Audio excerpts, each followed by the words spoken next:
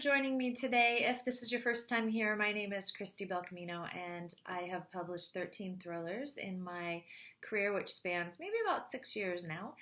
And today I am doing a question and answer session. I asked you on YouTube and Instagram and Facebook what you would like to know about me, and you guys really stepped up to the plate and asked me a bunch of questions, and I'm hoping to answer a lot of them today in one video. Forgive me, I probably don't have all the names attached to all the questions. I've been kind of collecting them over the past few weeks, but I want to start with one that I believe, so forgive me if I'm wrong, is from Kathy.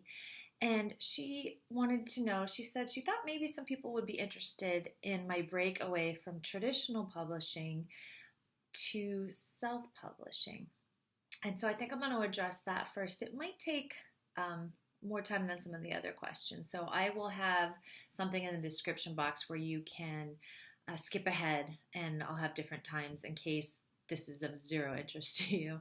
So I have taught classes on getting an agent, and I feel like I really was immersed in the traditional world. It was not an easy journey for me, and I don't really know if it's easy for most people. I think the people who get the quick agent, quick book deal are the outliers for sure. So for me, I wrote my first book and finished it, I believe it was 2012, and I started submitting it to agents, and I was rejected.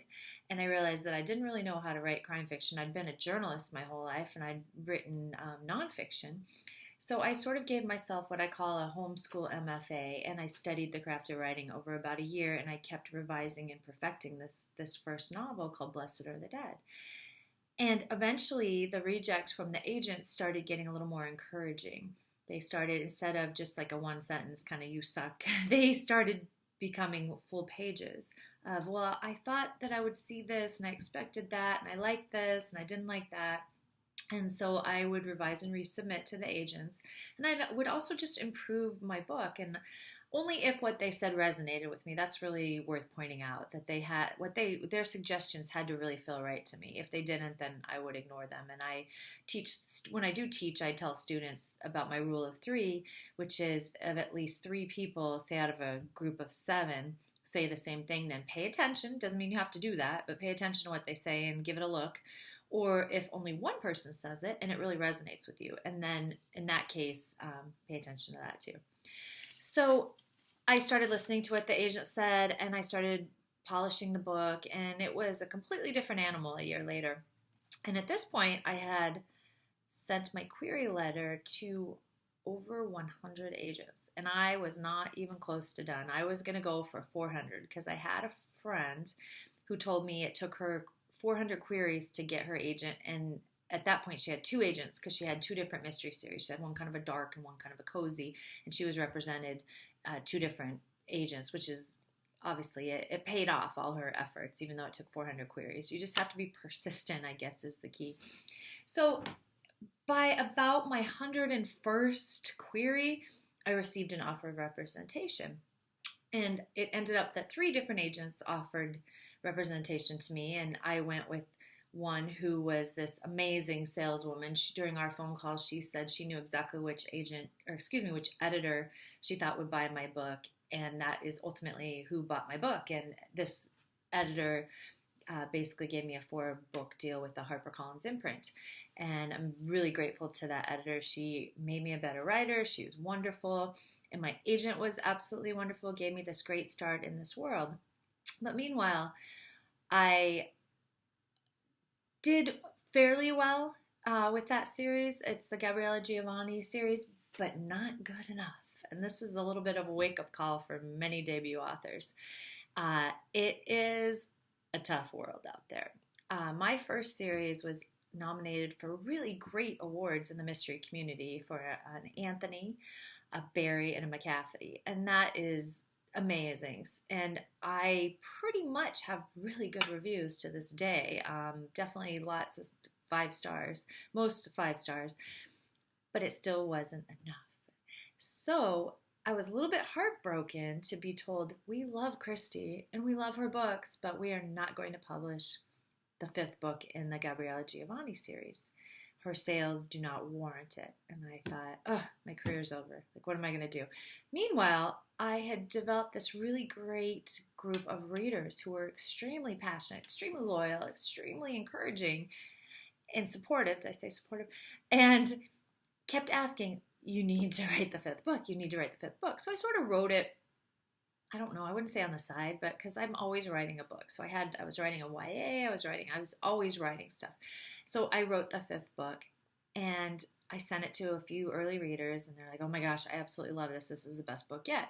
So I sort of sat on it and I was told, well, most publishers are not going to pick up the fifth book in a series. And it's true, most won't. There are some that will, but most won't. Most won't touch a series that started at another publisher. So I pretty much thought that the series was dead in the water for traditional publishing. So I thought, well, I'm just going to find out about self-publishing, put it out, and see what happens.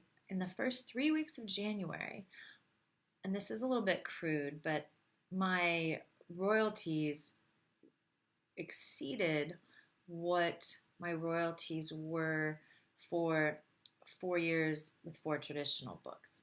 And I thought, well, that's a shocker. I think maybe I want to do this because I like publishing on my own schedule. No traditional publisher is going to say, yeah, you can put out a book once a month. They're going to be like, are you crazy? No way.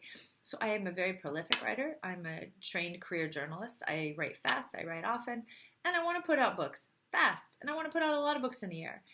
And I also want the covers to be exactly the way I want them.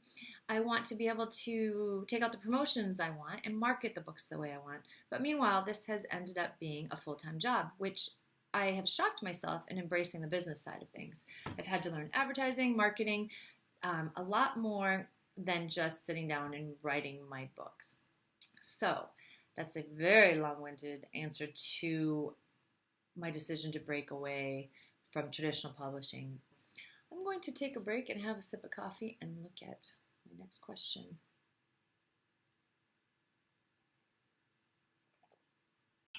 Okay, so the next question that I'm going to answer is from, I believe, Instagram, and I don't know the person's name, but their Instagram handle, I think, is Write, Read, Talk, Live. Perfect, right? Covers everything except eat Italian food or eat Mexican food. Anyway, so this person, I don't know if it's a male or female, wanted a discussion on the hardships of finishing a writing project.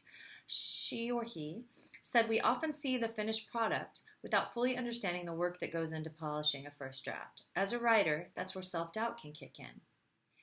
So the hardship of finishing a writing project, boy, there are a lot of hardships. The number one rule that is the easiest one to remember and maybe the hardest one to do is butt in chair. It's the simplest thing. You have to sit down. I believe in my case, and this is all just from my perspective, that I have to sit down Monday through Friday every single morning for at least 3 hours. And I have a word count goal. So I don't like to end my day without having written 3,000 words on my work in progress. I believe that you don't have to do that when you're just starting out. When you're just starting out, if you sit down Monday through Friday before your day job, at night, whenever, and you are able to write 1,000 words, in 3 to 4 months, you will have a rough draft of a novel. And once you have that rough draft, you're golden, because then you can spend however long it takes revising it and refining it and polishing it and making it pretty and sing. But you've finished a novel, and not everybody can say that. So that, I believe, should be your first goal. Now, so the finishing. So that's the key, is showing up. All you have to do is show up every day. Some days maybe are tougher than others. Maybe write 500 those days. Maybe write 500 words on your lunch break. Maybe write 500 words before the kids get up, before your day job. Try for 1,000, because if you know that every day, Monday through Friday, you write 1,000 words, you will have something finished in 3 to 4 months. So my way of finishing a project is to sit down every day. I also think that this is helpful for me. It may not be helpful for everybody else, but I will skip around. if I'm really stuck in the middle, because middles are sometimes hard for me. If I'm stuck in the middle, I'll go write the ending. Sometimes I write the ending off the bat, like after chapter 1, or I know the ending immediately. Or I'll go to an exciting scene that I know is coming up. I'm not quite sure how the characters are going to get there, but I'll write that scene. So I'll skip around a lot. The other thing that I like to do, which helps me get from point A to point B, is I like to outline. So what I'll do is I'll pick up a stack of index cards before I start a project, and I'll look at the main points of the novel. So I do 3-act structure. So I look at the opening scene, I look at where Act 1 goes into Act 2, and what moment that is. I look at the midpoint, and then I look at where Act 2 goes into Act 3, the climax, and the ending. So I would suggest, I won't go into 3-act structure in this video, but I would suggest that you find a book that really appeals to you and helps spell out 3-act structure for you. James Scott Bell has some really accessible, easy to understand books on the writing craft. So I would recommend him highly, and I can link to his books in the description box below. So the hardship of just finishing a writing project. Sometimes I will get stuck for more than a day or two. I have found that it can be necessary to take a day or two off and to maybe go to a museum or take a walk or do something where you're letting your subconscious work on the book.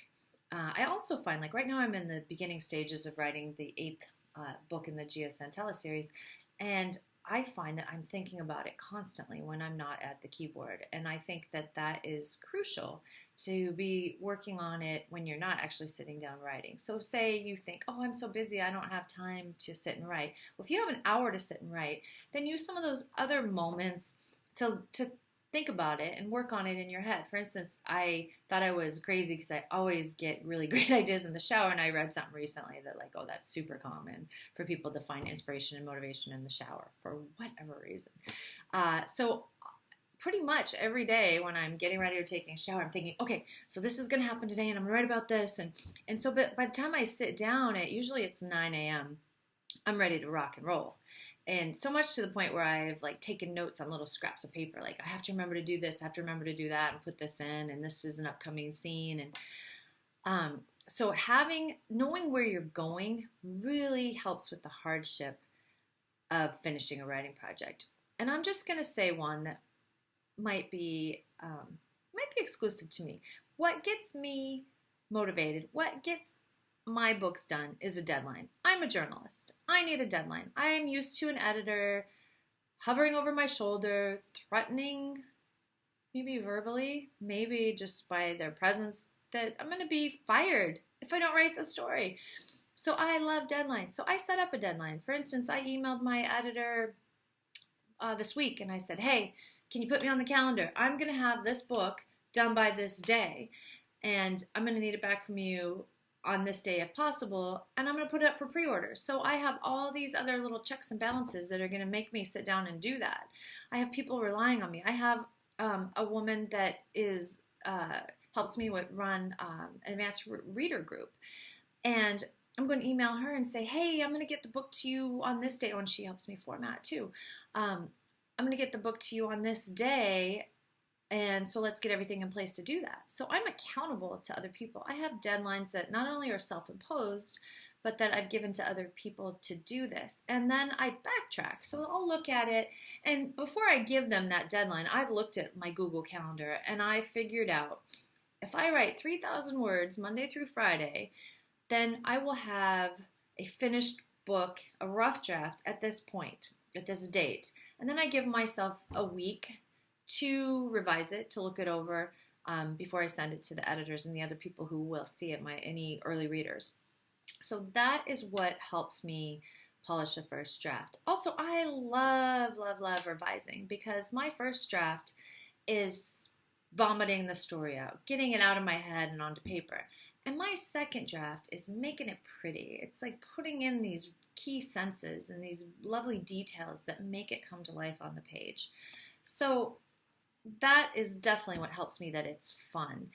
One of the little revision tips that I recommend to my students when I used to teach is I would print out a copy of your first draft of your manuscript in a different font than what you type in, and then take that big stack with a pen and go someplace different. Like I sit here at my kitchen table, which you can't see, which is what my laptop's on, and I write. So if I'm going to take that revised printed out draft, or excuse me, the not revised, the unrevised draft, I'm going to go somewhere else. I'm going to go sit somewhere else in my house.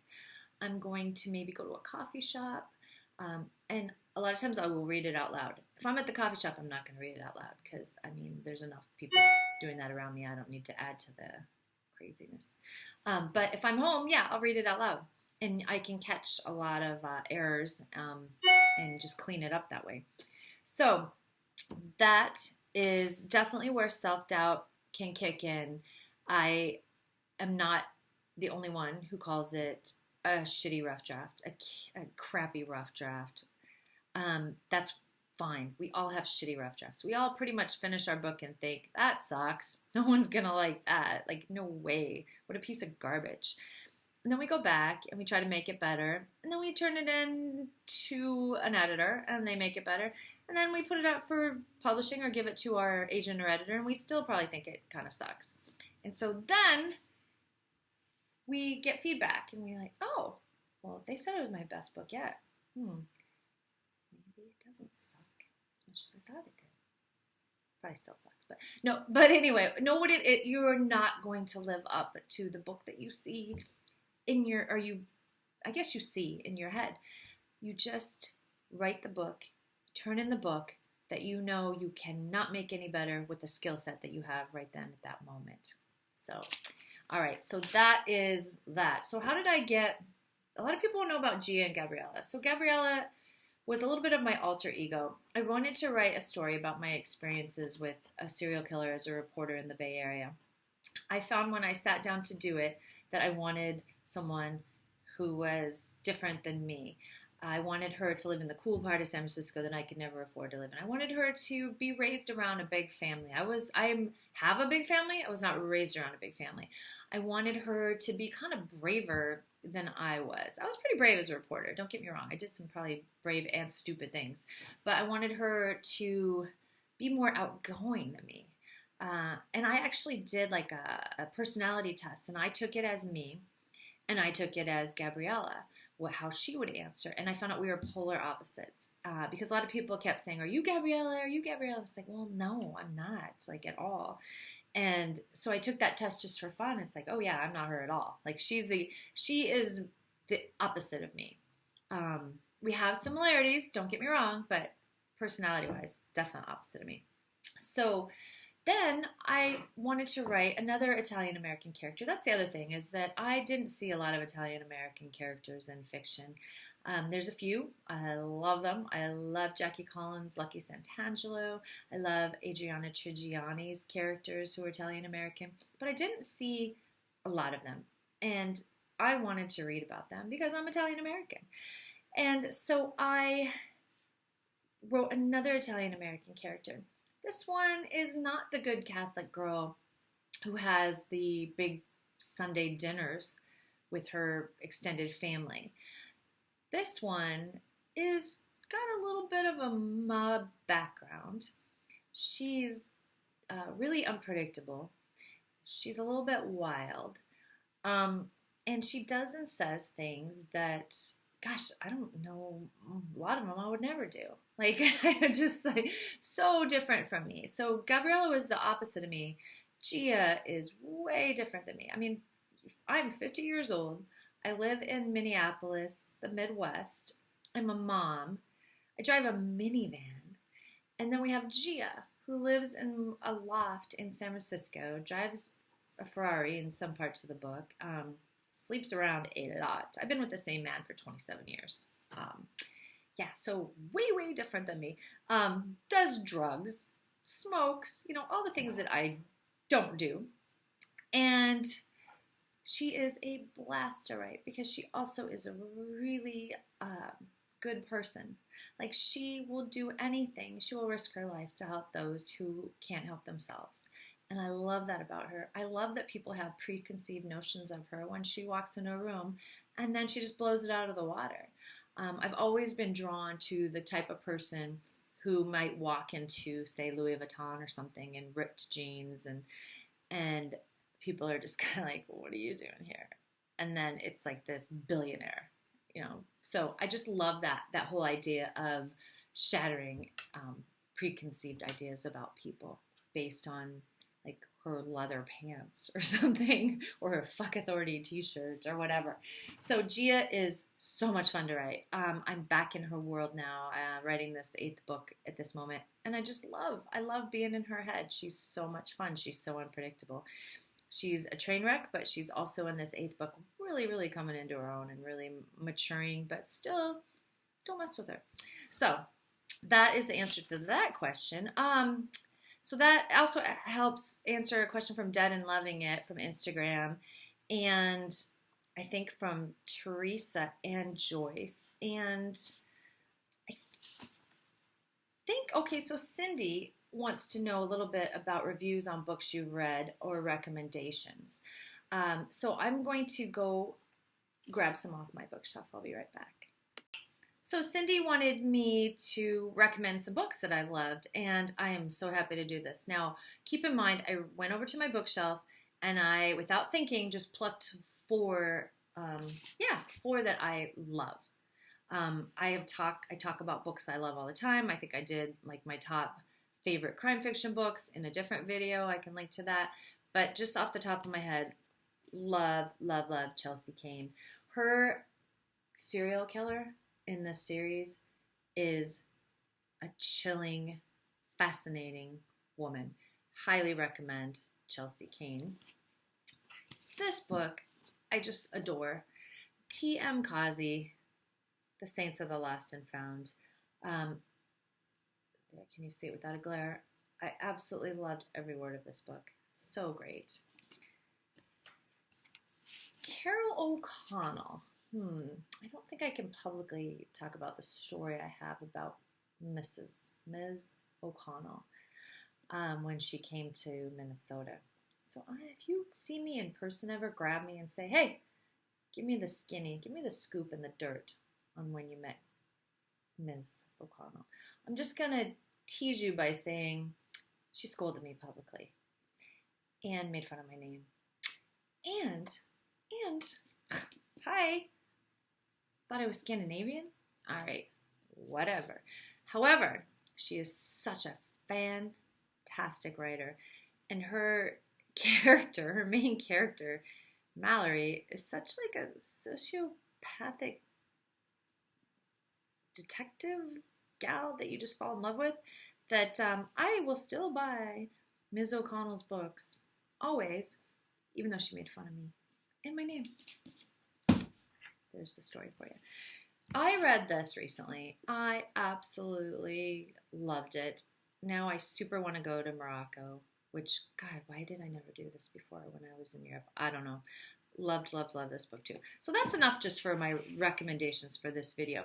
However, I want to give away some books. That Tangerine, I believe, I might have bought it new, but I am lucky enough to get a bunch of advanced reader copies of, here's doing something weird, of books. And I don't keep every book that I read. I know it's shocking.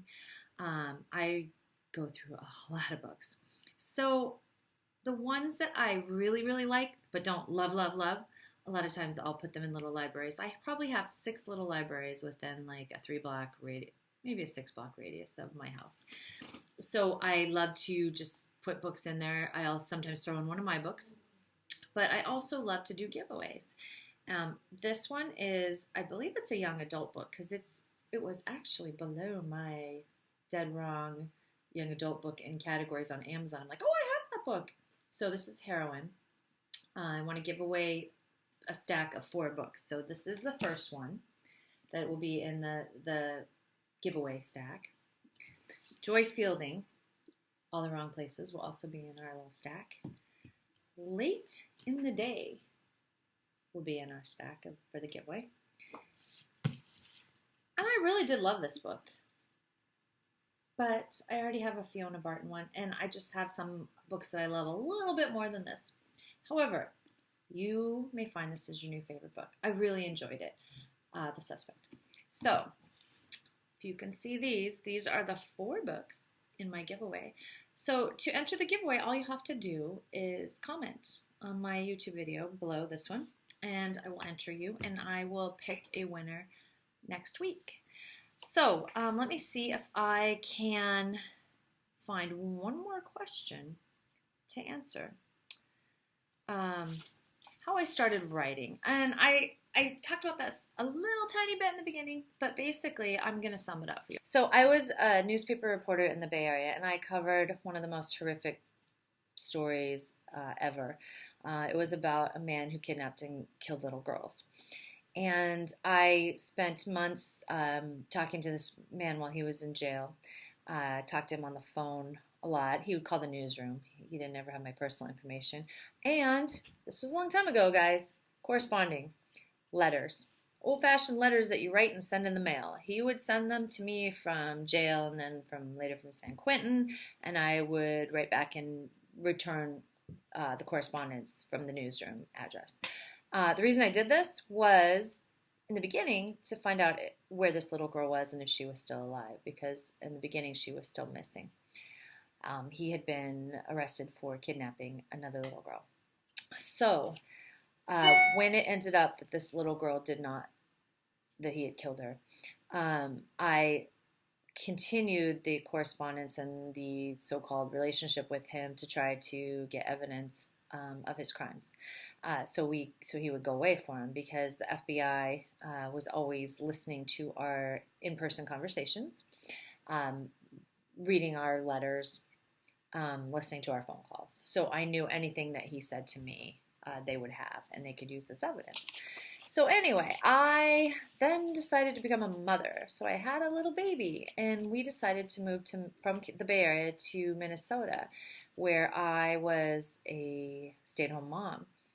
And shortly after that, I had another little girl. And at one point, when they were toddlers, they were playing in our backyard, and we had this great fenced, safe backyard. And I realized that I needed to look out at them every few minutes. I needed to make sure they were okay. I needed to hear their little voices, and I needed to call their names and have them answer.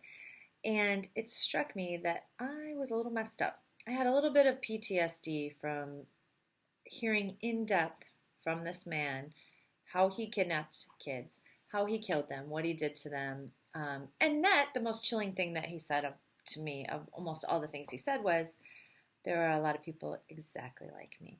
And so I could not get past that once I became a mother.